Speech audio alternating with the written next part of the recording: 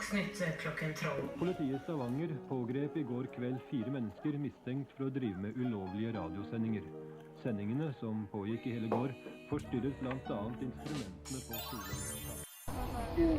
Alright, so here we are in front of the elephants. Cool thing about these guys is that they have really long fronts, and that's cool. And that's pretty much all there is to say.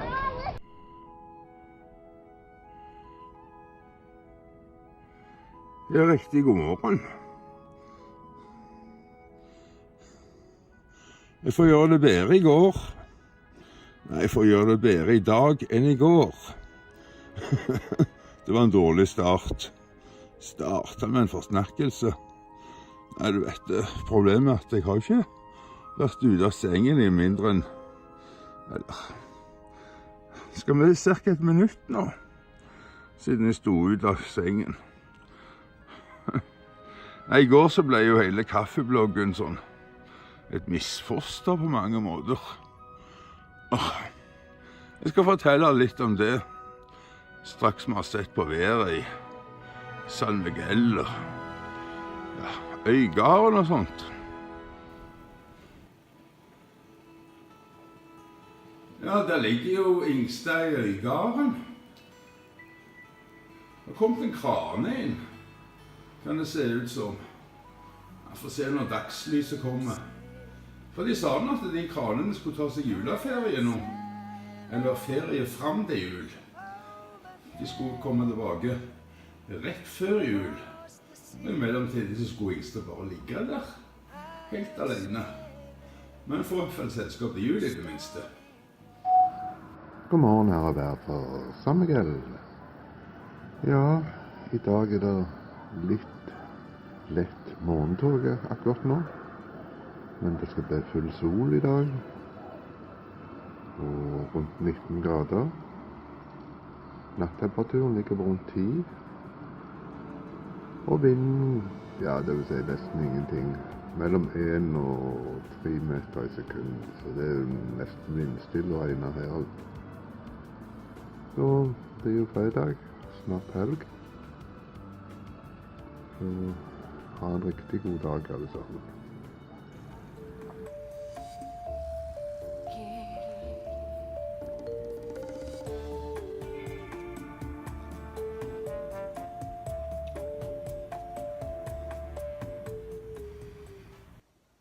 Ja, riktig god morgen, riktig god fredag.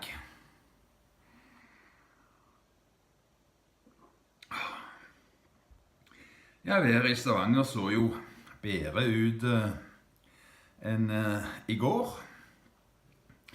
Ja, det er vel siste dagen dere får vær fra Stavanger. Det er i dag. I morgen er det, skal vi si, heldigvis over. Ja, jeg vet ikke hvor mange som tar den interne. Vi skal i hvert fall på dagstur til Sevilla i morgen. Jeg skal få lagt en kaffeblogg for det. Hvis ikke driter meg helt ut i dag også, da. Ja, hvis redigeringen av dagens kaffeblogg blir like, skal vi si på trynet som han ble i går, så tror ikke jeg at jeg til å lage flere kaffeblogger, for i går gikk jo alt gale. I en kommentar så skriver Knut, hadde det ikke vært bedre å bare lagt en link til den litt lange videoen med han kiropraktoren? Jo, absolutt Knut. Det var ikke sånn det var ment å være. Jeg dreit meg fullstendig ut på redigeringen og tapte ca. 3 timer med redigeringsarbeidet. Jeg satt der på kjøkken og fortalte om et tilfelle, en kamerat av meg som fikk slag for et års tid siden. Hvordan han følte det, og han følte at Han fikk jo god hjelp av vanlig legemedisin, men jeg følte at det var noe de gjorde som ikke var helt 100% også. For eksempel det at de insisterte på at han skulle legge seg ned i en seng. Han mente at før han fikk beskjed om det, så var han jo i ferd med å komme seg og kunne gå så noenlunde bra. Og etter det oppholdet i den sengen på sykehuset, så var han jo slått tilbake til noen, måtte gå med gåstol og sånt, men sånn nå et år etterpå nå, så går han sånn noenlunde normalt. Ikke helt normalt, men sånn hodet og alt sammen bra, og det har gått bra med han. Jeg fortalte masse om det, og så klippte jeg inn noen partier av han kiropraktoren, som jo har noen andre oppfatninger enn det skolemedisinen har. Stilte det et spørsmål. Jeg brukte vel først et parti på 8 minutter, tror jeg. Så stilte jeg et par kritiske spørsmål om det, og så brukte jeg et litt kortere parti på ca. 6 minutter for å konkludere med at nei, jeg har ikke noe tro på det, og så viste jeg den animasjonen som kom i gårsdagens ekstra kaffeblogg. Men siden jeg vet at det veldig få ser på sånn ekstra kaffeblogger, så får jeg vel ta med den offisielle versjonen. Jeg sa den feilen i går også, da hadde jeg noe drukket. Offisielle versjonen av hvordan det med slag helt til slutt. Jeg har også fått fatt i en fyr som skal prøve å lære meg å lage videoblogger. Det kan jo være veldig interessant.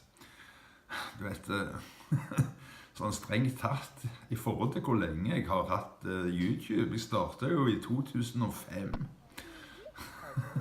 Samtidig som han som lagde det aller første innslaget i dagens blogg, publiserte sin berømte elefanten har snabel-video. Den første jeg publiserte, det var selvfølgelig Luften er for alle. Det var min YouTube-video nummer 1. Og det var, om det var blant de 1000 første videoene på YouTube, det vet jeg nå ikke, men det var relativt tidlig. Det var sånn at på forsiden hadde YouTube en side som viste de 25 cirka siste opplastningene, så kunne du trykke vis mer, og så fikk du opp de 100 siste opplastningene. Og hvis du lastet opp en video der, så lå han der gjerne i et par dager før han forsvant ut, før det var blitt lastet opp 100 videoer. Jeg vet ikke. Det var lastet opp 100 videoer før jeg får tatt en slurk med kaffe. Ja, det var et par tusen videoer som ble lastet opp der. Så det er litt mer enn nå. Det er litt vanskeligere å slå igjennom. Det er gjerne derfor vi trenger litt råd fra en som har slått igjennom. Og så skal vi ha selvfølgelig en utstilling av Knut Larsen. Må jo det. Ja, det som er litt synd er at kunstneren kan dessverre ikke komme på besøk her. Det er nærlagt sånn hva det heter, sånn restreininger, så han har ikke lov å vise seg i mer i dag, kunstneren. Det er trist, det. For dette kunne jeg godt tenkt meg at han på søppelhaugen han også. Skal vi ta kunstutstilling med en gang nå? Jeg tror vi gjør det. Og så får vi gjerne se litt på Øygarden, og så tar vi denne opplæringen i hvordan vi lager gode videoer, hvordan vi skal slå igjennom på YouTube. Jan Sverre, vi må finne ut av dette her. Hvordan skal vi slå igjennom på YouTube? Du har i hvert fall tatt igjen meg, Jan Sverre. Du har flere abonnenter, og den forrige videoen din, den var bare genial. Jeg synes den var så bra. Ja, jeg kan si at det jeg sa om gule vester, når titelen bare var tilgjengelig og videoen blokkert, det er en helt annen ting. Men altså, jeg må si det at når jeg ser nedover motorveien og sånn, folk som har hatt et lite bilhavari, og så går de i gule vester, da trykker jeg på bremsen, for jeg er redd politi. Altså, når jeg ser en gule vest, så tenker jeg politi. Men det er ikke helt tilfelle med Jan Sverre sin video. Men du vet, han var blokkert det da. Jeg kunne ikke se han. Men nå kan dere, og den må dere se. Den må dere se. Men altså, vi tar søppelkunsten først. I går, i det utstillingen åpnet på Galleri E, var det en ganske tett tåke. Og det førte jo til at utstillingen ble stående usolgt til langt ut på ettermiddagen. Folk syntes det var for kaldt og surt og rått til å være ute. Men ut på ettermiddagen da kom solen fram, og det ble en nydelig varme fine ettermiddag. Og da strømte folk til Galleri E for å få seg kunst fra den kjente telekortkunstneren Knut Larsen. Men nå er det på tide å få mer kunst på plass på utstillingslokalet for gatekunst og søppelkunst. Ja, jeg skulle ønske at jeg kunne si at rådhuset i Merida støtter denne søppelkunstutstillingen. Men Jesus han støtter utstillingen fullt ut. Han synes det er tøffe greier, Jesus, å ha sånn søppelkunstutstilling her i nabolaget.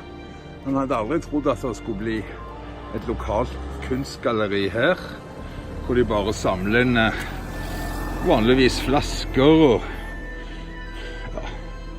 I dag så har vi valgt ut et bilde som er med ramme, men ikke innrammet, men med vedlagt ramme, passepartout og plexiglass.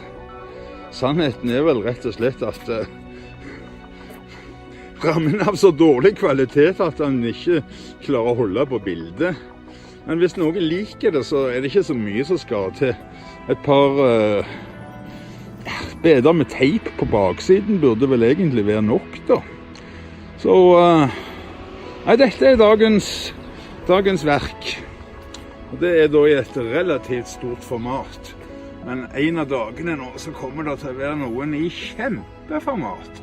De blir det en utfordring å stille ut her på Galleri E. Der er en av representantene for søppelvesenet som lurer veldig på denne kunstutstillingen.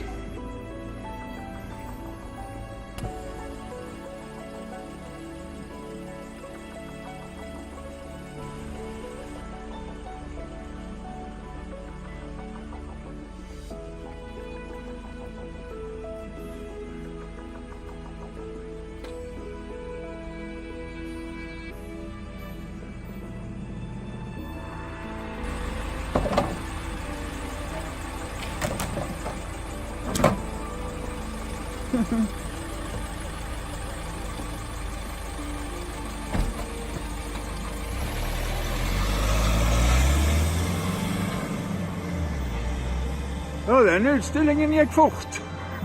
Det skulle han henge opp på kontoret. Det er jo en av disse som tømmer søppelspannet og holder byen i orden. Nå var han ute på å hente brukte møbler, det var det jo ingenting av her. Men det maleriet, det skulle opp på kontoret vis.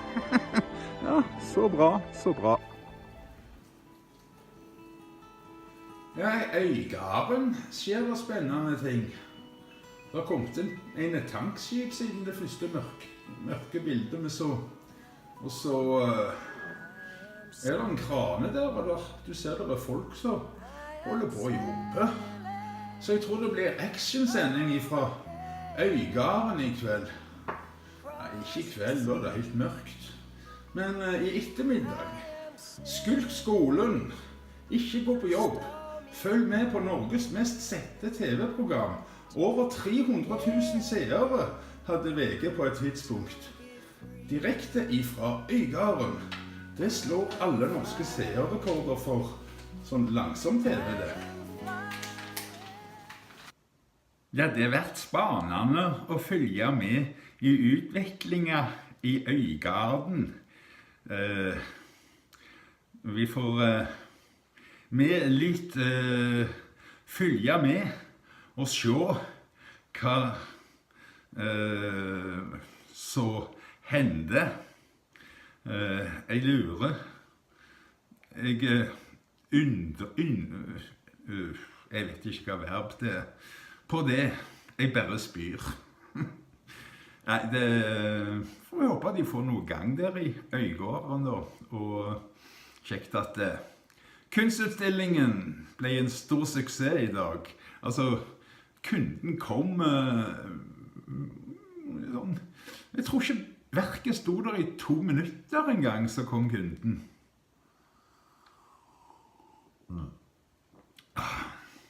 Ja, hvis det blir hvis toget letter nå, så blir det en utstilling til. Det får vi se etter hvert. Det blir også noen nye bilder av været i Stavanger.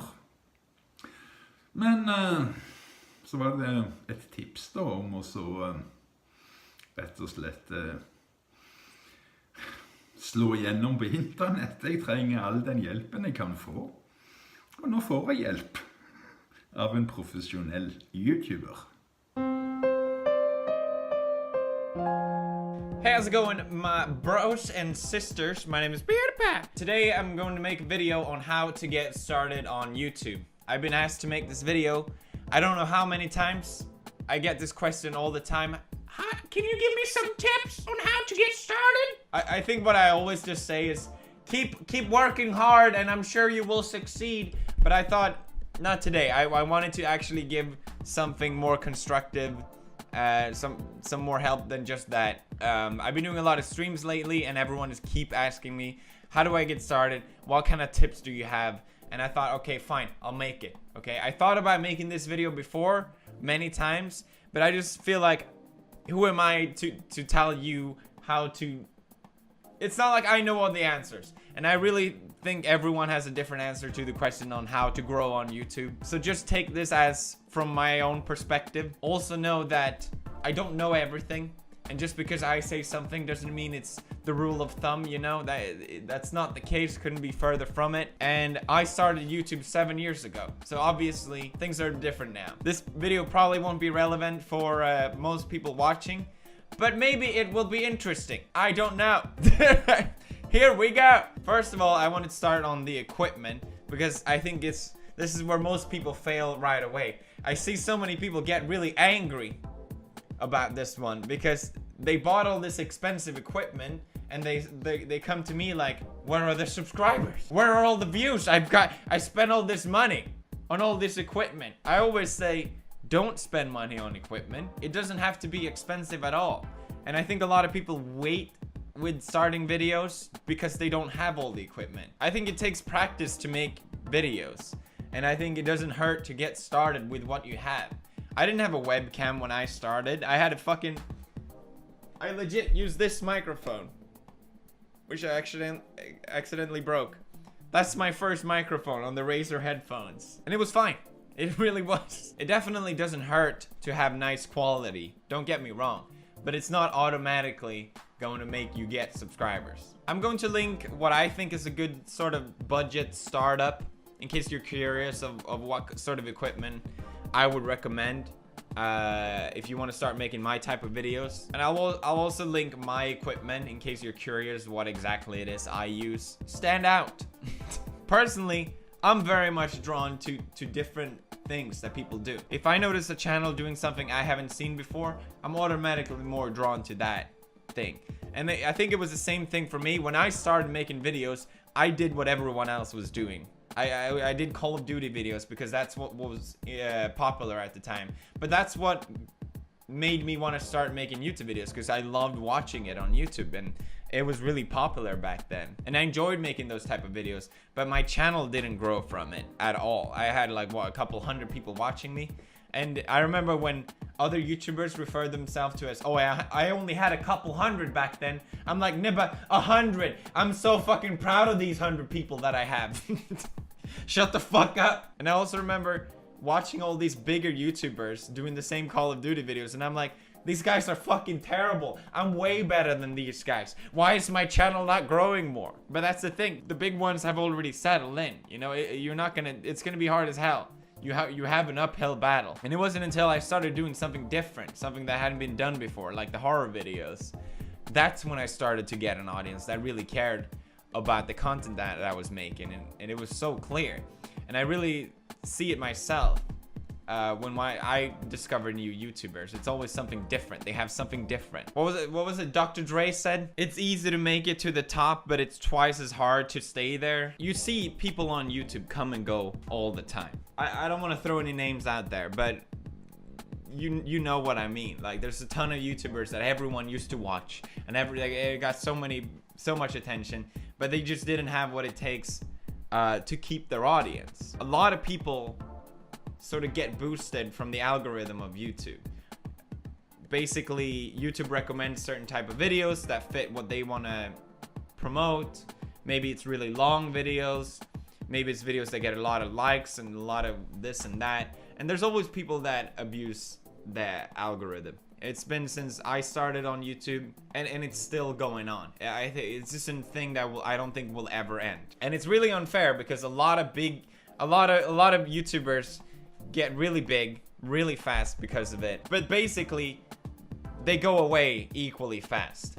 If you don't have something to maintain your audience with, something more than your shtick of making the algorithm happy, then your lifespan on YouTube is going to be short. That's just how it is. So I'm not really too bothered about any of it. I just don't want you, if you want to grow your channel, to be obsessed about the algorithm, because that shouldn't be the #1 priority. I personally never try to abuse the algorithm or some shit like that. Honestly, I had no idea what I was doing. Literally, I discovered that 10 minutes videos like a year ago. It's been like, remember the reply girls, you know? They were so fucking popular. They got so many views because the algorithm promoted their videos in the sidebar all the time. But it's not like anyone is still watching them.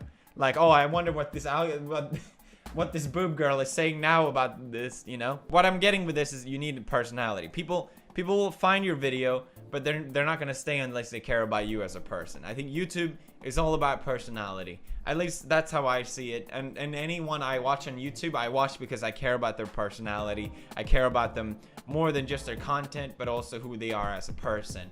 And that's why I enjoy watching them. And that's why I enjoy YouTube. I enjoy it because it's different than television. You're not just watching this product behind a bunch of producers and writers. You're watching just a person speak directly into a camera. And I think that's the beauty of it. I also think that's why so many YouTubers come and go. They forget about this part. And that's fine. You know, it's not like everything has to be super personal and everything has to be so up. Oh, I love you guys so much. You're my family. YouTube is a hobby and a job at the same time, which can be really hard to balance. I think a lot of people don't realize this, but you get to set your own hours. You get to set your own pace. But it basically means you'll be working 24/7. Like, it's really hard to turn off YouTube in your brain. I'm always checking videos. How are they doing? I'm always checking stats. I'm always checking comments. What are people saying? What are people thinking? And it's really hard to turn off. It's not like a 9-to-5 job. You go in, you do your job. Okay, now I'm done. Ooh, I can relax. I really struggle a lot with this and just trying to shut my brain off and, okay, now I'm doing this, now I'm doing that. And that's why I really enjoy having an office, because I can do my work here, and then once I'm back home, I can just relax. I guess my advice here is to try and separate it. I treat YouTube with a lot of respect because I feel so lucky to be in the situation that I am.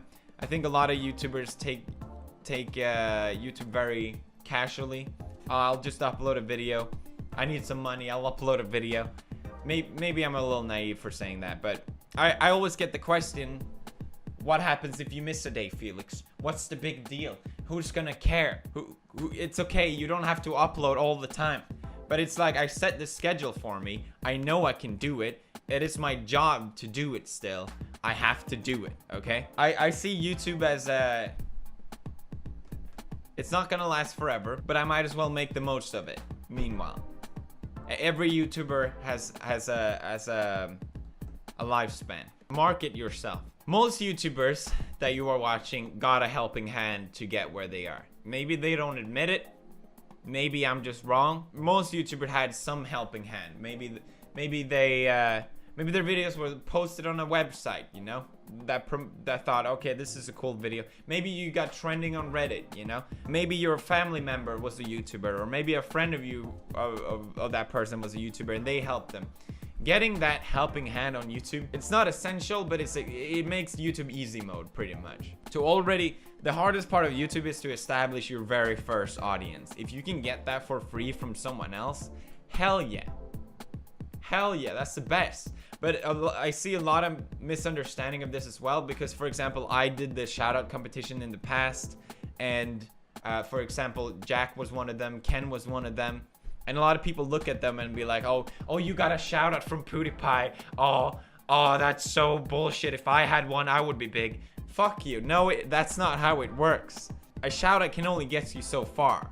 It gets you that base audience maybe, but they're not gonna stay unless you're worthwhile staying to. They're not gonna care about watching any more videos unless you upload videos that people care about. You don't need a shout out, and a shout out isn't necessarily going to help you unless your content is interesting. That's just how it is. You see people all the time in my comment section marketing their own YouTube channel. I find it very disrespectful to do that. It annoys the hell out of me, because it's basically just ignoring what I worked on and basically just saying, hey, look at me. I do think you should market yourself somehow if you really care about growing your channel. Now, I don't know what the best method is, but everyone has a secret, I'm sure, of how they try to get their channel out there. Maybe something they're ashamed of that they wouldn't admit. I think most YouTubers have it. I, for example, used to find commenters on videos similar to mine, and I would write a private message to them being like, hey, I see that you enjoyed this channel, maybe you will enjoy mine. I know, extremely embarrassing, extremely pathetic, but I used to do it. At least it's not intrusive on someone else's work, okay? So I recommend marketing yourself somehow. I just don't, and it is nothing shameful about doing it, but don't be fucking obnoxious and disrespectful doing it. That's my point with that. Next up is don't fucking trust anyone. Growing my channel on YouTube, I've come across so many toxic people that just want your audience, your subscribers. They don't give a shit about you. They'll lie to you. They'll try and manipulate you. I think one of my best skills as a human being is to cut out toxic people. I have very little tolerance for people in general, and if I find them to be abusive or disrespectful, I have no problem with cutting out these people in my life. I know some people really struggle with this, and I think as a YouTuber, you're just really gonna have to be cut and dry with people. It's just how it is. Networks. You may have heard of networks a lot. I'm technically signed up with a network still, but I'm not planning to stay with a network. YouTube wouldn't sign with gaming channels. You could not monetize your videos if you were a gaming channel back in the day. It was the worst thing I think that could possibly happen to the gaming community on YouTube, because essentially networks got so much power because we were obligated to sign with them. So basically, as a gamer, you would get these insanely bad deals with networks where they would give you half of your revenue and give you essentially nothing back. Networks still take a huge portion of your revenue if you're a small YouTuber. I still get a lot of people asking me, hey, I'm a YouTuber, should I sign up to the network? I don't know, blah, blah, blah. Or do they increase my CPM, blah, blah, blah. Most likely, they don't. From my experience, they don't sell ads on your videos. Think about most network, they have like what, thousands of channels in them. Why would they care about your channel? You know, how are they going to focus on all these channels? It just doesn't make any sense. I would not recommend signing with a network if I was a smaller YouTuber these days. That being said, networks definitely help me to a certain degree. But I think as a smaller channel, it's completely useless. They're just gonna take a portion of your revenue and give you nothing back. You're not obligated to sign with a network anymore. So I would recommend against if you're a smaller channel. Which brings me to my next point, get a lawyer.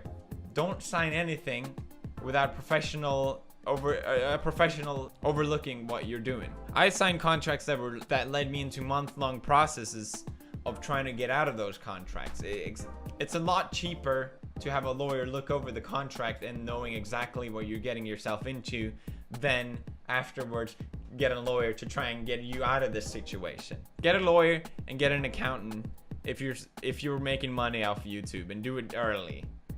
I think setting those two things up earlier is better than later. I realize this is a lot of information, but I think I saw this as a sort of me talking to myself in the past, and the sort of stuff that I learned through this years of making videos on YouTube. And I try to keep it as actual advice and constructive as possible.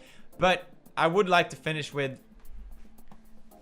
make YouTube with the right intention. I see so many people wanting to make YouTube videos because they want to get famous. They want to make money, which is all great stuff. And YouTube really is an amazing place for that. But make YouTube videos because you enjoy making them. If you don't enjoy making them, you're not going to keep making them. You're just going to fall off at some point, and you're going to get frustrated that it didn't turn out the way you wanted it to be. If you make videos that you enjoy making it, then you can't lose. It doesn't matter if you don't get a lot of subscribers.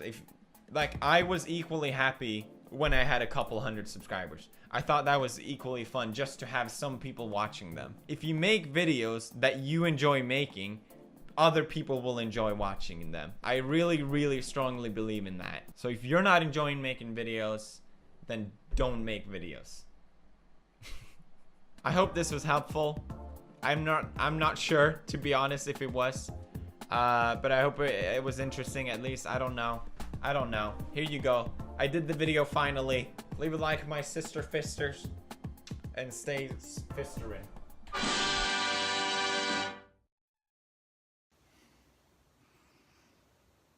Ja, mange gode tips der. Vi får prøve på de. Vi skal se været i Stavanger. Og så skal vi ta med en trailer for Jan Sverre, som jeg viste i går. Der i Mydlo har jeg tenkt oss å putte inn denne, skal vi si, skikkelige slagvideoen, sånn at ingen sånn ukritisk hører på han kiropraktoren. Jeg beklager den feilen i går enda en gang. Men nå, først det været i Stavanger.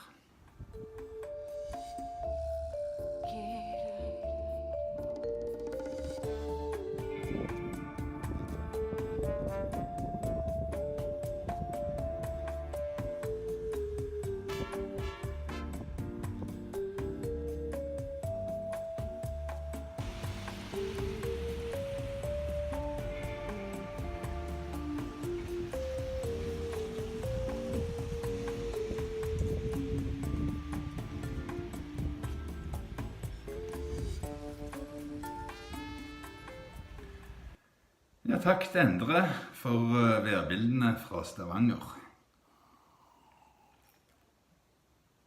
Og det siste dag vi får bilder fra Stavanger.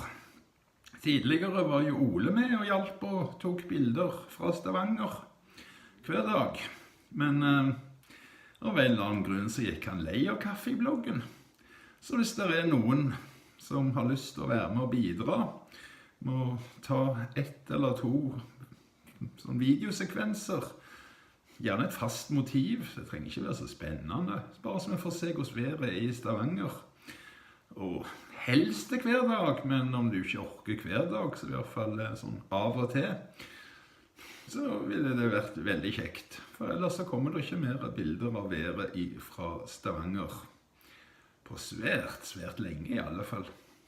Det gjør det ikke. Nei, la meg få med oss denne videoen om slag. Hello, in this health sketch we want to talk to you about stroke. It's a bit of an odd name, stroke. It certainly has nothing to do with tennis strokes, swimming strokes, or brush strokes. The word stroke comes from the idea of receiving a strike or blow, as that is how quickly strokes appear. All of a sudden, people are struck by this illness. Did you know that every year more than 15 million people worldwide have a stroke? Of these, 5 million die and another 5 million are left disabled. Whilst most strokes occur in people over the age of 65, they can occur in much younger people too. But what exactly is a stroke? The brain, like all parts of the body, needs oxygen, which it gets from the blood. A stroke happens when blood flow to the brain is cut off. When brain cells are starved of oxygen, they become damaged, and the symptoms that follow are called a stroke. As the brain controls the whole body, the symptoms of a stroke can be wide-ranging, depending on which parts of the brain are affected. If the stroke occurs here, it would cause a drooping face. Here, weakness in the arms or legs. Or here, difficulty speaking. Other symptoms can happen too, like changes to vision, loss of balance, confusion, and memory loss. The effects might be barely noticeable, but are more often severe and disabling. Sometimes these changes can be reversed if treatment is started early. That's why it is so important to act quickly if you suspect a stroke. Remember, you need to get help fast. F is for face. Is their face drooping on one side? Can they smile? A is for arms. Is there weakness in the arms? Can they lift them both up? S is for speech. Is their speech slurred? T is for time. If you spot any one of these signs, then it's time to call an ambulance. Once the ambulance arrives at the hospital, a doctor will assess you and arrange an urgent scan of the head, which shows where the brain is damaged and what type of stroke has happened. Strokes are put into two groups depending on the problem in the blood vessels supplying the brain. There can either be a blockage, called an ischemic stroke, or a bleed, called a hemorrhagic stroke. The majority of strokes are blockages. It's important to identify early on which sort of stroke has happened, as they each have very different treatments. Blockage strokes are commonly caused by the buildup of fatty material in blood vessels. This fatty buildup may lead to a clot, which blocks the blood supply, just like in a heart attack. This is why a stroke can be thought of as a brain attack. A clot may occur within the brain, or it can travel from another part of the body, commonly the blood vessels in the neck. Clots can also travel from the heart, which may happen when you have an irregular heartbeat called atrial fibrillation, or AF. If a blockage stroke is detected within the first few hours, a clot-busting medication is sometimes given to dissolve the clot. This is called thrombolysis. If thrombolysis can't be used, other medications such as aspirin will be given as treatment instead. Bleeding strokes happen when a blood vessel bursts suddenly, causing blood to leak in or around the brain. In these strokes, blood on the brain can lead to swelling, a serious problem which may require surgery in some cases. Sometimes, stroke symptoms completely disappear in less than 24 hours. This is called a mini-stroke, or TIA. Often, symptoms only last a few minutes, but just like with a full-blown stroke, you must go to hospital immediately if you suspect a TIA. This is because a TIA is a warning sign that you're at high risk of having a full stroke. Whether you have a TIA or a full stroke, daily medications are started and continued lifelong to help prevent further episodes. The effects of a stroke can be disabling, but given time, the brain can slowly adapt to recover some previously lost abilities. This is why stroke rehabilitation is so important. Rehab can be challenging, but many specialists are on hand to help alongside doctors and nurses. If your stroke causes difficulty swallowing, dietitians can recommend special diets or feeding tubes. If you have problems with communication, speech and language therapists can help. If it has become difficult to walk or perform daily tasks, physiotherapists and occupational therapists can offer exercises and home adaptations. Also, after a stroke, people often feel low or frustrated that they can't do the things they used to, and don't like being dependent on others. Counselors can help talk through these feelings, and many patient groups are available for further support. We've talked a lot about strokes, but what can we do to prevent them from happening? Even if you've already had a stroke in the past, there are many small steps we can all take to reduce our future risk of having a stroke, such as lowering high blood pressure, the #1 cause of stroke, stopping smoking, lowering cholesterol, being more active, eating healthily, lowering alcohol intake to within recommended limits. If you have diabetes, keeping good control of blood sugar levels. In this health sketch, we've talked about what a stroke is, how to spot the key symptoms, and the need to act fast. We've also talked about treatments, rehab, and the steps we can take to prevent strokes. We hope this health sketch about stroke has been helpful for you and those around you. Health sketch. Health for all to see. Siste nytt ifra Øygarden at det har kommet en linselus ifra Kystverket og blokkert hele utsikten til Ingstad. De har vist litt problemer med lensene. Det vel det de har holdt på med nå, men nå må dere komme dere vekk. Vi spente på å se hva som skjer med Ingstad. Hele verden ser på, for dette her jo ikke sånn geobegrenset. Dette her offentlig for hele verden å følge med på. Og le av. Jeg tror det mange som ler av dette. Det jo så patetisk, det hele. Vi mener ikke i morgen, vi mener i dag. Vi mener ikke... Hallo, hallo. I dag tenkte jeg at vi skulle snakke litt om de gule vestene som holder på i Frankrike. De driver jo opptøyer nå på 3. uka mot myndighetene, og media prøver å få oss til å tro at de gjør dette her fordi at de har økt bensinprisen bitte litt. Det som veldig interessant med dette jo at både ytterste høyre og ytterste venstre har slått seg sammen for å slåss mot myndighetene. Og det sier at det kanskje kan være noe litt annerledes enn kun en liten endring i bensinprisene som skaper de opptøyene.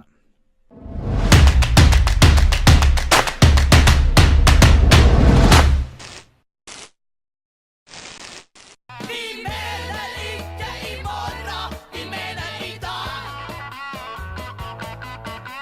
Vi mener ikke neste uke, vi mener i dag.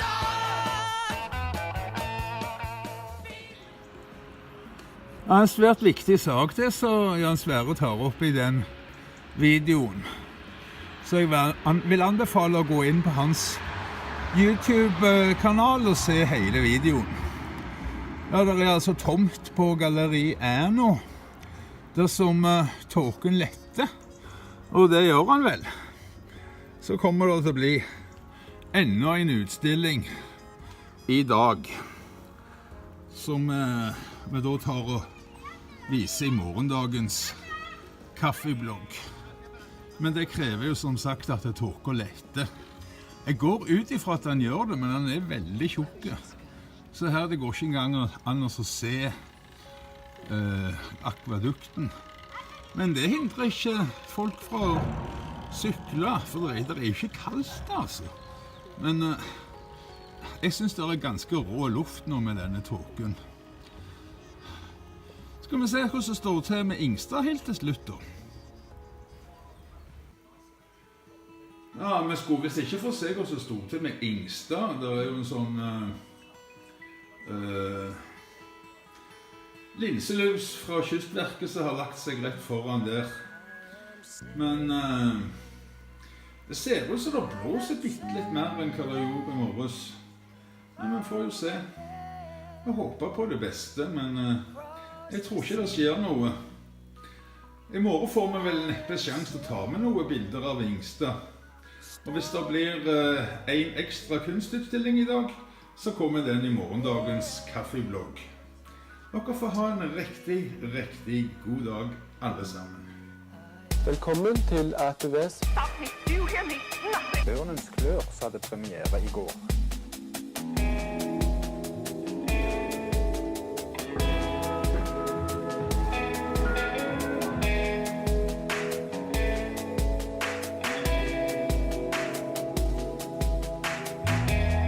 Salen kommer fra Borgensen.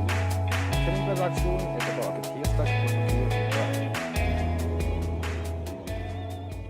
Tine, hun holder på med arbeid. Hun ferdig snart. God kveld. Takk for nå. Moscow in flames, missiles headed toward New York. Film at 11.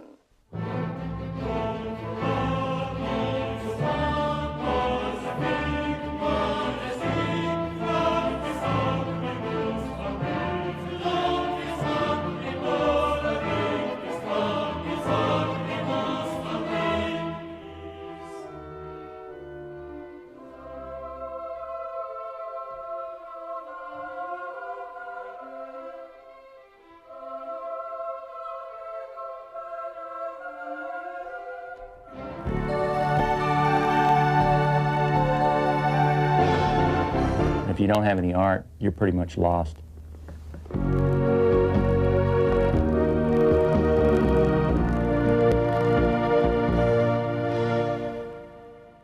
Imagine there's no heaven, nothing to kill or die for,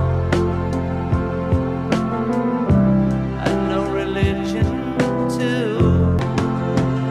Imagine all the people living life in peace. All we are